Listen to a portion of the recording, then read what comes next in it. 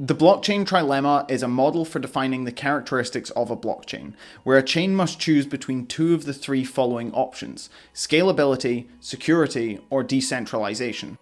Now, there's various other chains that have claimed to have solved this trilemma in the past, but in most cases, there's actually a catch to their claims. So with Solana now claiming to have definitively solved it once and for all, is there any truth to those claims, or is there more to unpack? Stick around and let's talk about it.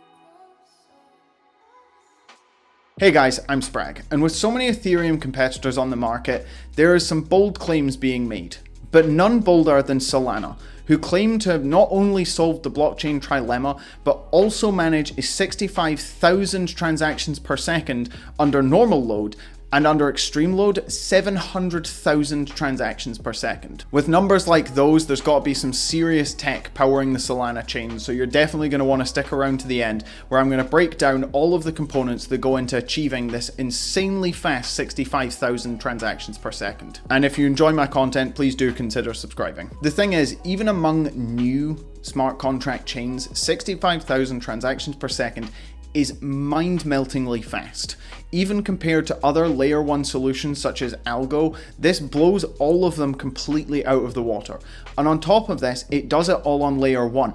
So it doesn't use sharding or parachains to achieve this speed. It does it all on its single blockchain. But if no one in the last 10 years of the crypto space has managed to do what Solana are claiming they have done, do their claims actually hold up? How have they done it, and why is no one talking about it? Solana was designed with longevity in mind, with its developer Anatoly Yakovenko witnessing the expansion and rapid growth of the telecommunications business at his 12 years at Qualcomm. The initial focus was to build Solana to be scalable from the start, so that it wouldn't suffer from many of the issues plaguing modern blockchains to this day. To manage this while also achieving security and decentralization from the start, there are many different algorithms that are in play to create the Solana chain. For example, you might have heard of the proof of history algorithm when it comes to Solana. Now, while many think that this is actually Solana's consensus mechanism, this isn't correct. It is just a part of Solana's overall consensus mechanism, proof of stake. When Satoshi Nakamoto created Bitcoin, the only part that he himself actually pioneered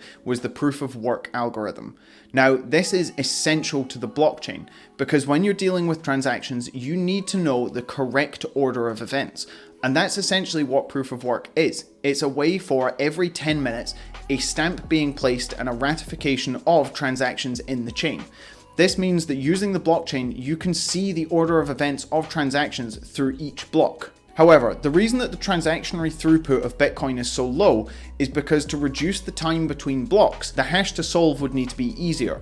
And the problem with an easier hash is that it would be more likely to be brute forced, and therefore bad actors could take control of the network. And this is where proof of history comes in, with a new way to define how timestamping is done on a blockchain. Proof of history works by adding a unique and non-alterable hash to each transaction that's placed on the network. This hash can then be used by nodes to verify the order of events before that transaction is included within their block. This is dubbed the verifiable delay function, and when a new transaction is created, the verifiable hash of the previous transaction is used as one of the inputs so that any chain of transactions can be followed back through this timestamping method. Just as a show of how powerful this algorithm really is, if you had a computer completely disconnected from the internet or any forms of communication, and you plugged in a USB device containing the entire Solana ledger, through the proof of history ledger, you could compute the state of every single node in the network. But what does this actually solve? In other blockchains, the order of events is only ratified once a new block is formed containing that transaction,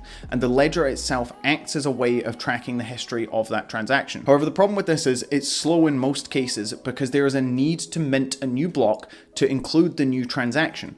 And on top of this, a bad actor could, in theory, add their own source of truth and falsify transactions. Proof of history, on the other hand, means that any node can trace the history of any transaction at any time. Now, as you can imagine, this added complexity does in fact make Solana quite difficult to wrap your head around. So here's a brief rundown of the order of events from submitting a transaction to the Solana chain to it being added to the ledger. When the transactions are first submitted to the ledger, they are given to a randomly selected leader. This leader will then order the transactions to improve efficiency in processing, generate the POH data, and then commit the transactions against the ledger state that it currently holds in memory. Once it has done all of this, it will then start passing the transactions along to other nodes in the network. Once they have verified the proof of history hash, they will then also start committing the transactions into their state. Once these nodes have then also confirmed the proof of history hash passed on by the leader, they will then also commit the transactions and action them against the state of the ledger they hold in memory. Upon confirming and committing the transaction to their state of the ledger, they are also, as a byproduct, voting for the verification of that transaction and therefore the next block in the chain. So with each node voting in the consensus mechanism, let's go into how it actually works. Solana uses Tower BFT, a variation of practical Byzantine fault tolerance, adapted to use proof of history as the global source of time to reduce messaging overhead and latency when sending transactions and consensus through the network. Despite each node containing what it believes is the true state of the ledger, there still needs to be consensus raised to make sure that every node is in agreement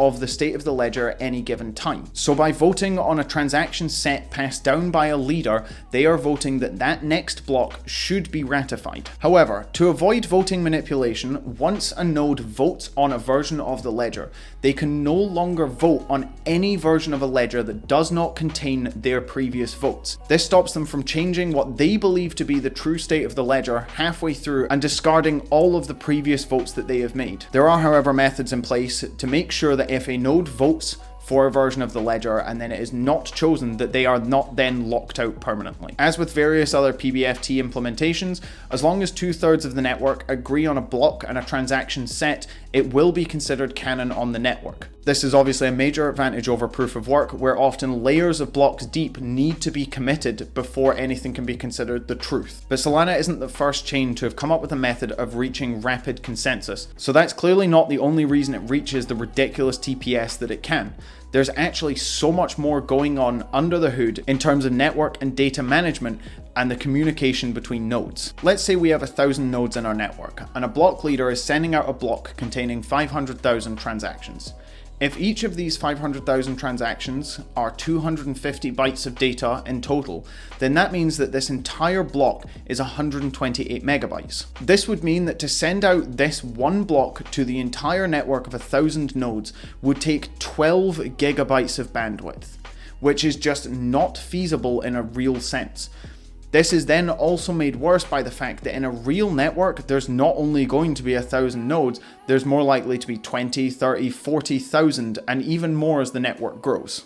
So using a solution pretty heavily inspired by BitTorrent, but with a few major technical differences, Solana uses a technique they've named Turbine. When a block leader needs to transmit block data, it will break it up into 64 kilobyte packets. So in our example above, that 128 megabyte block would be broken up into 2,000 packets. Each of these packets is then sent to a different node that the leader knows about. Then each node is responsible for passing the packet it received along to a group of peers it knows called its neighborhood. The example Solana provided for just how efficient this is that in a neighborhood of just 200 nodes, a block leader could reach 40,000 nodes in just 2 hops and send an entire block in just 200 milliseconds. But this is a decentralized network. So what happens if a node just decided not to pass along a packet it received, or what happens if a connection is severed and a packet just isn't able to be transmitted? By generating Reed-Solomon erasure codes, which is a way of breaking up data in a way that not all of the data is required to then put the information back together again at the other side, even if 33% of the data is lost in transit, the full block can still be retrieved and is not lost. There is, however, a lot more that goes into Turbine and just a lot more reading in general on the stuff that I've explained, so I have dropped a link down in the description for anyone interested in the tech side of things a bit more deeply. Now to round up the other technologies and advancements that Solana uses to increase its network throughput, here are the other 5 technologies at play. Gulfstream allows the catching of bad transactions and the forwarding of transaction details onto other nodes before the next set of blocks for confirmation are even finalized. C-Level allows the parallelization of smart contracts. This means that as long as the state of the ledger is agreed upon by multiple nodes, transactions can be happening concurrently. Pipelining is essentially just an optimization of the hardware that a node is running on, making sure that when data is received, it's then broken up and passed to pieces of hardware that are best suited to handle the data that's come in. These pieces of hardware then effectively own that piece of data. Cloud break is how Solana stops itself from forking or sharding. By organizing a database that can simultaneously read and write transaction data, this along with pipelining ensures that data is indexed correctly in each node. And finally, archivers. Solana lets any node replicate the information of the ledger as long as they have the space to do so. So archivers will download the entire state of the ledger and then offer it up to the network as a source of truth for anyone that wants it. Which finally brings us to Solana's native token, the SOL. As with most single layer smart contract chains, the purpose of the SOL is actually pretty simple. Pay transaction fees to keep the smart contracts running, and to stake. Staking in Solana works very similar to other delegated proof of stake systems, where from your wallet you select a validator that you would like to delegate your stake to, and delegate it. Currently, the maximum supply of SOL is 494 million, with the current circulating supply being 272 million. This means that if SOL was ever to reach the current market cap of ETH, it would have an upside of 40 times, taking it to $1.7 thousand per SOL. However, as with most chains these days, there are a few considerations that need to be taken into account. Firstly, the initial SOL distribution is very heavily early backer orientated, with over 50% of the tokens being distributed before the mainnet launch, and only 38% of the tokens going to the community. Secondly, the network did actually halt shortly after the mainnet went live, which started to raise questions about the decentralization of the network if a single block leader could potentially maliciously attack the network. However, as the network grows, due to the fact that block leaders are selected at random, it is entirely unlikely that this would ever happen again, and was more likely caused by the infancy of the chain itself. And finally, we have seen it happen time and time again in the real world that the best tech doesn't always win. In fact, there is a token currently sitting in the top 5 that I'm not going to name that has extremely outdated tech and yet is performing 99% of legitimate projects on the market. So really, anything can happen, and it's all about community backing. However, the Solana Foundation is offering grants to those who want to build on the Solana chain, and from a development point of view, it actually looks like it'd be a really nice development experience. This, alongside the fact that there have already been 17 billion transactions processed on the Solana network, I would say that the future is probably pretty bright for the chain. So I hope you guys enjoyed this video. I know it was a lot longer than normal, but this was a very complicated chain to try and cover in such a short space of time. And I know that I have skimped on some of the details in certain areas, so I've left some links down in the description for anyone that wants to do any further reading. If you enjoyed the video, please leave me a like and a comment down below. And if you just enjoy my content in general, please consider subscribing. Thanks, bye.